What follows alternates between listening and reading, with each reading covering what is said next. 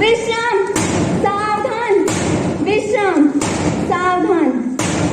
मां शारदा के इस पावन प्रांगण में उपस्थित आदरणीय प्रबंधक महोदय, प्रधानाचार्य महोदय एवं सभी शिक्षकगण, आप सभी को मेरा शुभ प्रभात। मैं निहारिका भगरी, कक्षा 9वीं की छात्र आज की प्रार्थना सभा का संचालन करने जा रही हूँ। आइए एक खूबसूरत सुबह की खूबसूरत शुरुआत करते हैं, नई ऊर्जा का संचार करते हैं, मां शारदा को इस जिंदगी के लिए धन्यवाद करते हैं। अब मैं अपने सहपाठियों को आज की प्रार्थना हे शारदे मां के लिए आमंत्रित करना चाहूंगी। अपने हाथ जोड़कर आंखें बंद कर मां शारदा को इस जिंदगी के लिए धन्यवाद करूंगा।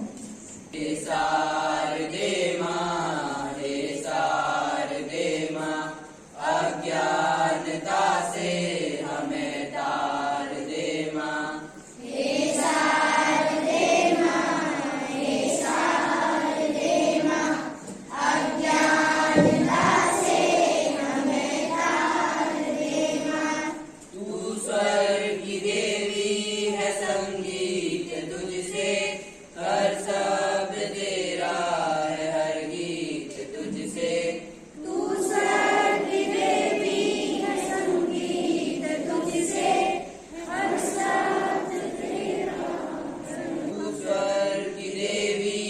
संगीत तुझसे हर शब्द तेरा है, हर गीत तुझसे।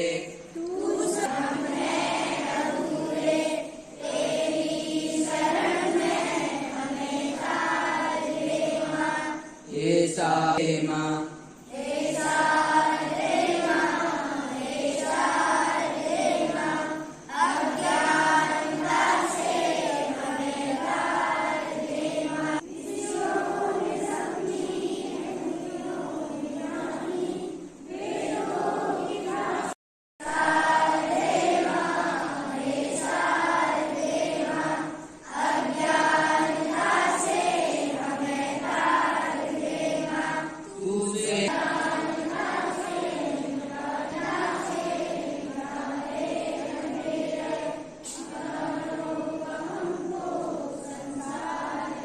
मां। हे शारदे मां, हे शारदे मां, अज्ञानता से हमें तार दे मां। हे शारदे मां, हे शारदे मां, अज्ञानता से हमें तार दे मां। हे शारदे मां, हे शारदे मां, अज्ञानता से अज्ञानता से हमें तार दे मां। अज्ञानता से हमें तार दे मां। और इसी के साथ हम प्रतिज्ञा करते हैं। अब प्रतिज्ञा के लिए मैं दीपक बिष्ट को आमंत्रित करना चाहूंगी। मां शारदा के प्रांगण में उपस्थित प्रबंधक महोदय, प्रधानाचार्य महोदया एवं सभी शिक्षक गण और मेरे सहपाठियों, आप सभी को मेरा सुप्रभात। मैं दीपक बिष्ट, कक्षा 9वीं का छात्र, आप सभी के समक्ष प्रतिज्ञा प्रस्तुत करने जा रहा हूँ। सभी बच्चे प्रतिज्ञा के लिए तैयार रहे। भारत मेरा देश है, समस्त भारतवासी मेरे भाई बहन हैं। मैं अपने देश से प्रेम करता हूँ। इसकी समृद्धि और संस्कृति पर मुझे गर्व है। मैं इसका सहयोग अधिकारी बनने का पूरा प्रयत्न करूंगा। मैं अपने माता पिता, शिक्षकों, गुरुजनों का सदा आदर करूंगा और प्रत्येक के साथ विनीत रहूंगा। मैं अपने देशवासियों के प्रति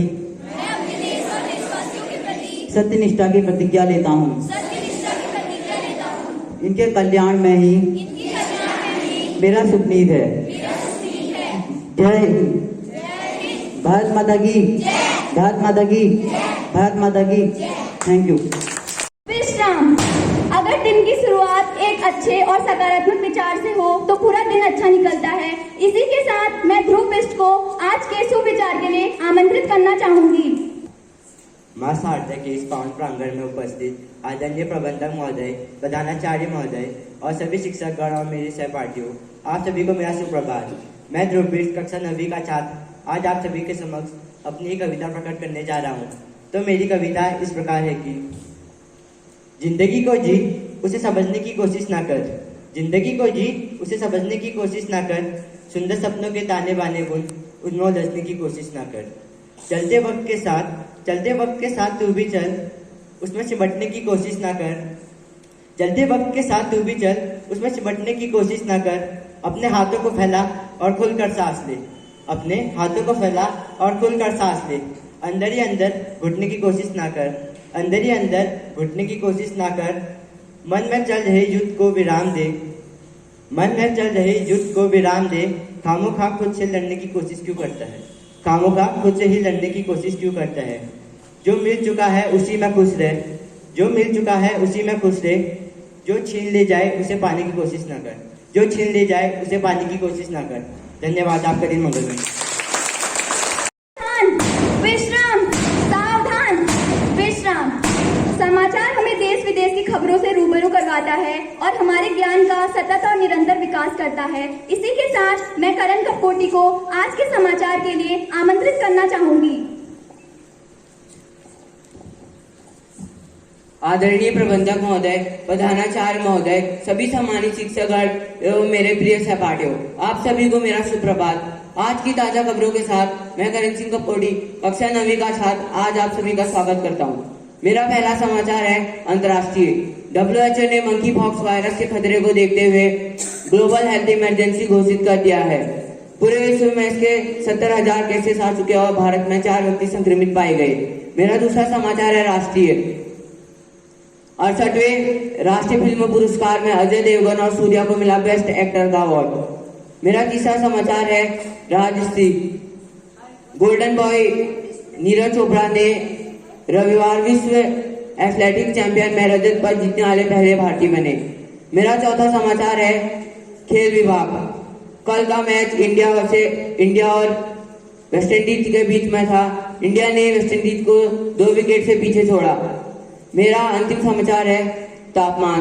बागेश्वर का तापमान 23 डिग्री से 32 डिग्री तक है और दोपहर का तापमान 22 डिग्री से 24 डिग्री तक है और आज पूरे दिन आकाश में बादल छाए रहेंगे। धन्यवाद। आपका दिन शुभ हो।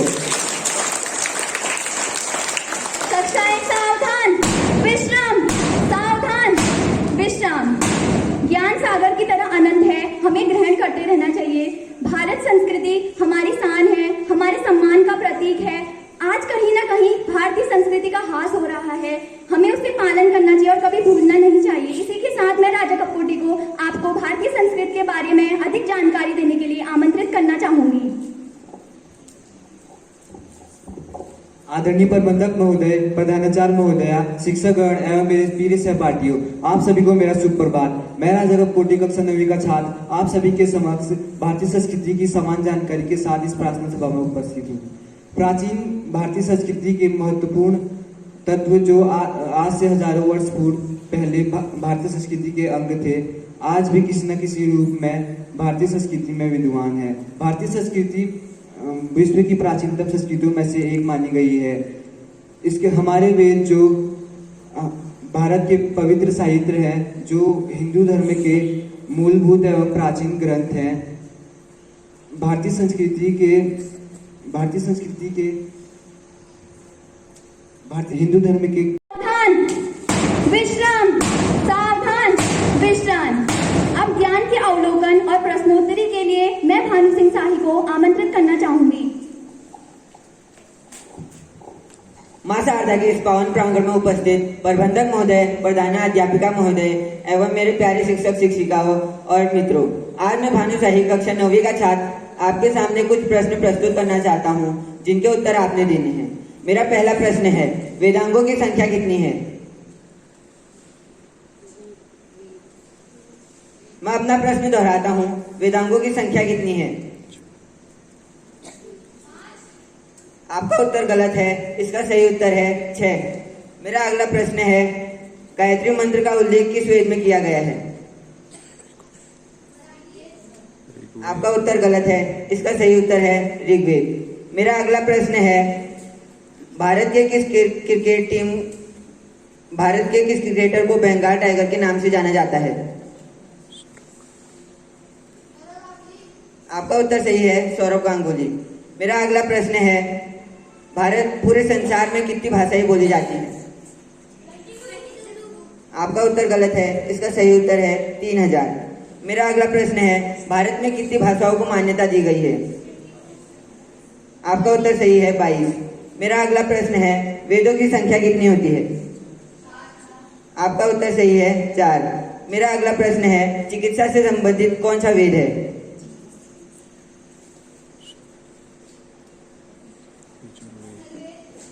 आपका उत्तर सही है अथर्ववेद। मेरा अगला प्रश्न है, क्रिकेट को हिंदी में किस नाम से जाना जाता है?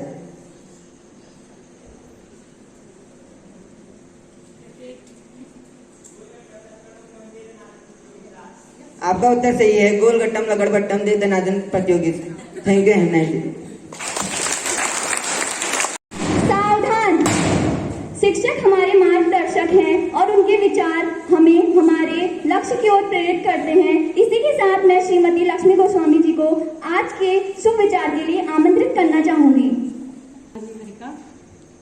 मां शारदा के इस पावन प्रांगण में उपस्थित प्रबंधक महोदय, प्रधानाचार्य महोदया और उपस्थित सभी शिक्षकगण और मेरे प्यारे विद्यार्थियों, आप सभी को मेरा सुप्रभात। मैं आज आप लोगों के समक्ष एक छोटी सी कहानी लाई हूँ। इस कहानी का शीर्षक आप लोग कहानी सुनने के बाद कहानी के अंत में मुझे बताएंगे। कहानी इस प्रकार है। प्राचीन समय की बात है, एक राजा हुआ करते थे। उनके पास एक हाथी था। उस हाथी के जरिए उन्हें बहुत सारे युद्ध में विजय प्राप्त की थी और वो हाथी उनको बहुत प्रिय था।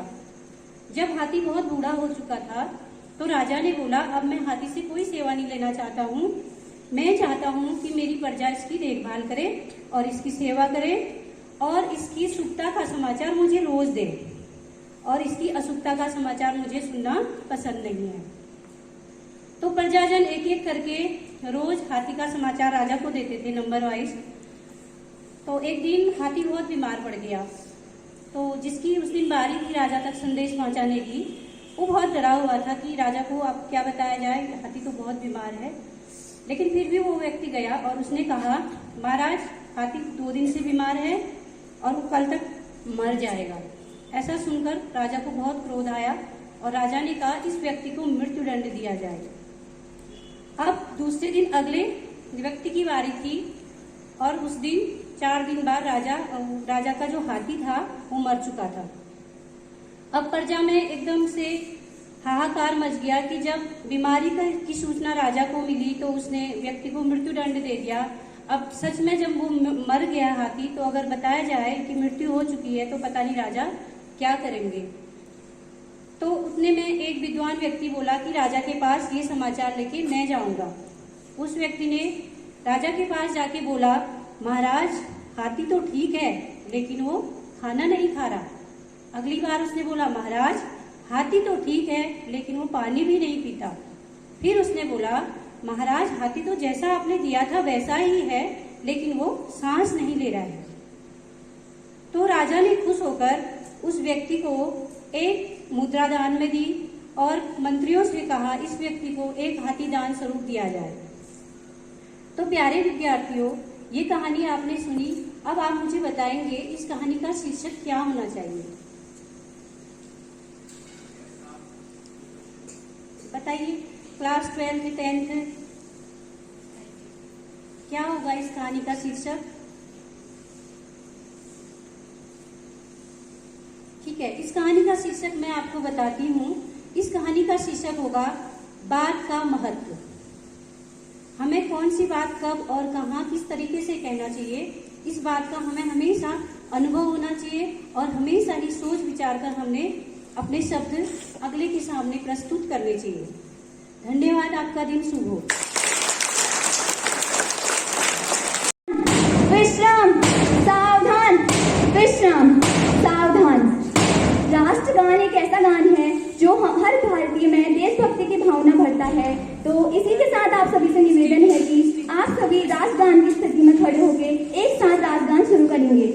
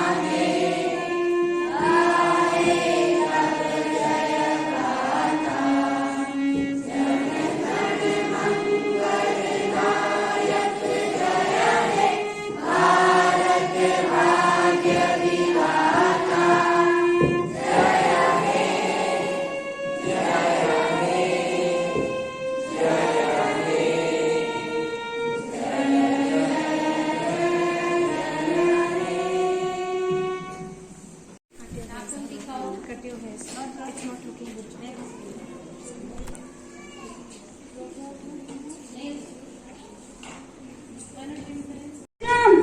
सावधान, विश्राम। अब मैं हमारी प्रेरणादायक एवं हमारी मार्गदर्शन करने के लिए हमारी प्रधानाचार्य महोदय जी से निवेदन करूंगी कि वो हमारी प्रार्थना सभा के विषय में अपनी राय देंगे। धन्यवाद निहारिका। आदरणीय प्रबंधक महोदय और सभी शिक्षकगण और मेरे प्यारे बच्चों, आप सभी को मेरा सुप्रभात। बच्चे आप कैसे हैं सब लोग? ठीक हैं सब लोग? ओके, ठीक है। सो सभी बच्चे स्वस्थ रहें, खुश रहें, यही हमारी शुभकामनाएं हैं आपके लिए। तो बच्चों, आज की जो प्रार्थना सभा जो हम हिंदी का क्रम चला रहे हैं, इस हफ्ते हिंदी में सभी लोग प्रार्थना सभा करेंगे। तो उस क्रम में आज कक्षा 9वीं के छात्रों ने बहुत शानदार प्रस्तुति पेश की यहाँ पर, और सभी ने बहुत मेहनत की इसके पीछे और बहुत प्रयत्न करके जो हिंदी के शब्दों का जो उच्चारण दिन ब दिन जो बढ़ता जा रहा है और उसमें अच्छे अच्छे शब्द ये बच्चे यूज कर रहे हैं, साहित्यिक भाषा का यूज कर रहे हैं, प्रयोग कर रहे हैं, तो वो बहुत ही काबिले तारीफ है। तो आज के बच्चों ने बहुत अपनी मेहनत से यहाँ पर प्रस्तुति दी यहाँ, और सारे जो शिक्षकगण हैं उन्होंने जो इन पर हिंदी की शिक्षिकाओं ने मेहनत की, तो वो भी बहुत ही प्रशंसनीय है। और जो सबसे जो बहुत आज अच्छी कहानी लक्ष्मी मैम ने यहाँ सुनाई और बहुत ही प्रेरणादायक कहानी है, तो उससे मुझे लग रहा है कि आप सभी बच्चों को इसका ज्ञान मिल गया होगा कि आप कैसे किसी बात को किसी के सामने रखेंगे और उसका महत्व समझेंगे कि कब किस बात को बोलना चाहिए। तो इन्हीं सभी लोगों के लिए, बच्चों के लिए, शिक्षकों के लिए एक बार जोरदार तालियों से उनका अभिनंदन करेंगे। और मैं चाहूंगी कि आप जो सभी आने वाले दूसरे कल जो बच्चे यहाँ प्रस्तुत करेंगे, तो आप लोग जो इनमें त्रुटियां हो रही हैं, गलतियां हो रही हैं, तो उन गलतियों को समझने की कोशिश कीजिए। और आज आपके पास समय है कल के लिए, तो आज उसमें जो भी गलतियां आपको लग रही हैं कि हाँ ये बच्चों में ऐसा होना चाहिए था, कुछ और इस तरह से इसे बोलना चाहिए था, तो उसके लिए आप उसे कोशिश करेंगे और उसे अपने जो आने वाला जो आपकी जो प्रस्तुति है उसमें सुधार के साथ उसको पेश करेंगे। और मैं सभी बच्चों से ये करती हूँ कि उनको बताना चाहती हूँ कि यहाँ आप बेहिचक बोलिए, आप रुके नहीं, नर्वस मत होइए यहाँ पर, और इससे क्या होगा, आपका इसमें आत्मविश्वास बढ़ेगा। ये हम इसीलिए आप लोगों को एक इस तरह का जो माहौल दे रहे हैं यहाँ पर, ये शुरुआत की है, इससे आप लोगों का जो है आत्मविश्वास बढ़ेगा। तो इसमें आपको घबराने की जरूरत नहीं है और बेहिचक यहाँ पर आके अपना जो प्रस्तुति है, अपने जो शब्द हैं उनको प्रस्तुत कीजिए यहाँ पर, और इस तरह से प्रयास करते रहिए। और हमेशा अपने जो पढ़ाई है वो भी मैं रोज आपसे बोलती हूँ कि सबसे जो बहुत महत्वपूर्ण चीज है यहाँ आपकी पढ़ाई है, ठीक है, तो उसको भी ध्यान दीजिए और अपना कक्षा कार्य, अपना जो गृह कार्य जो टीचर्स आपको देते हैं उसे समय पर पूरा कीजिए, तो जरूर एक दिन आपको सफलता मिलेगी। और इन्हीं शब्दों के साथ मैं आज की प्रार्थना सभा समाप्त करती हूँ। धन्यवाद, आपका शुभ दिन।